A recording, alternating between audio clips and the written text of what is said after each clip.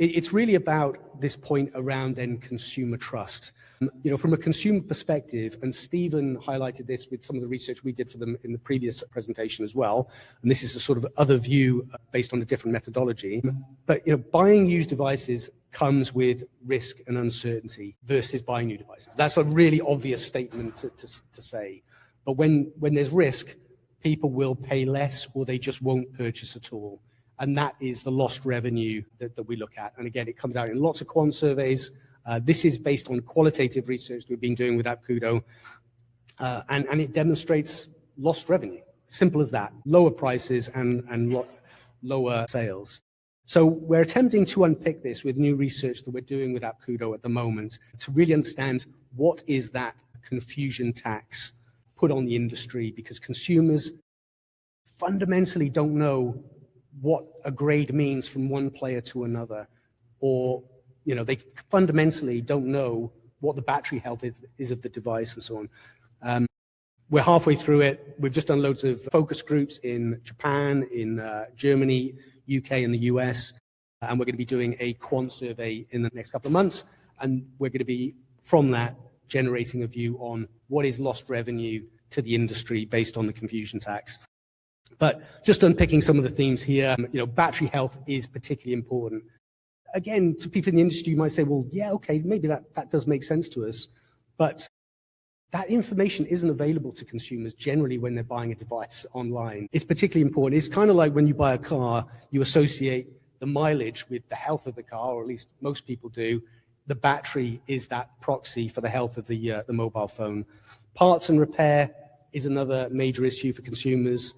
Post-warranty failure is another concern, and channel trust is another major theme.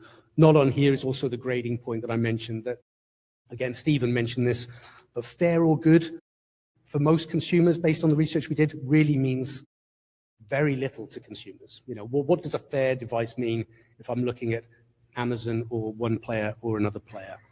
So, these are very rational concerns that the industry has. So then what does that mean in terms of that tax, in terms of that lost business? Because of that confusion, it has very real consequences. And there's 4 key behaviors that came out from the focus groups that we've done. People delay purchase, they hesitate, or they just wait. They trade up. Now you might say, well, that's a good thing, isn't it? But invariably they just say, well, if I don't know what I'm getting from a grade B or a fair, I'm just going to get something that's something a bit better. But that grade B could be very, very good, but you're not able to sell it. They're switching to new devices. So that comes out loud and clear. They say, well, there's just too much risk here, so I'm just going to go and buy a new device, maybe a cheaper new device.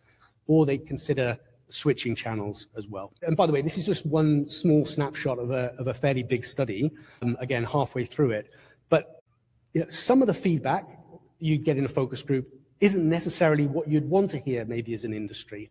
So for example, what came out pretty loud and clear was AI had really bad connotations. If you talk about, people kept saying, I want somebody to actually sign as a person what they did on this device. And the idea of AI and so on had some challenges for some people. But they strongly supported the idea of a product passport. We had a Samsung mock-up that we presented to consumers, and it was a really strong finding of the study. Across all markets, respondents saw real value in the concept. Because it signaled transparency from their perspective, it was an example of transparency. It showed confidence in the company selling the devices, that they trusted what they were selling, they had the information, and it allowed them to make decisions from one device to another, rather than just relying on, oh, well, that one's a good, that's a fair, that's a bit more expensive, that's one, it actually gave them a basis to make decisions, much like you would with buying a car. So, but the key point here is, this is a major consumer use case, because what they told us is, once you see this detail, you wouldn't buy a used phone without that detail. So again, there's a kind of consumer use case here that could be considered a competitive advantage for companies who are offering it.